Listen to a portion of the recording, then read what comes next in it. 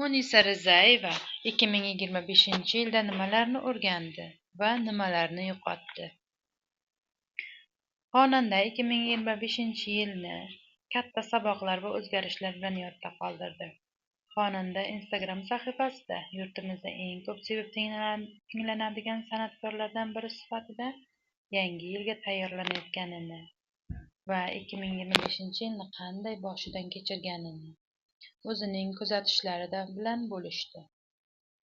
Bir necha soatdan keyin yangi yil va men unga boshqa odam bo'lib kirmoqdaman, deydi Munisa. Yilni vaqti bilan kulishdan ko'ra ko'proq o'ylanish bilan kutayotganini aytib, xonanda bu yilni ko'plab qiyinchiliklar va sinovlardan o'tganini, o'zining chidamliligini va kuchini topishga majbur bo'lganini ta'kidladi.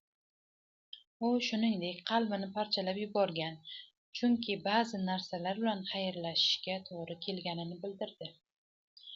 Yumshoq va ehtiyotkor bo'lmagan 2025-yil menga ichki titragan paytlarimda ham o'zimni saqlab qolishimni ko'rsatdi, deydi xonanda. U shuningdek o'zi haqida o'ylagandan ham kuchliroq ekanini tushunib yetganini va bu yil faqatgina zarur bo'lgan saboqlarga amal qilganini bildirib o'tgan. Munisa Rizayevaning muxlislari videoga layk bosib, izohlarda fikrlaringizni qoldirishni unutmang.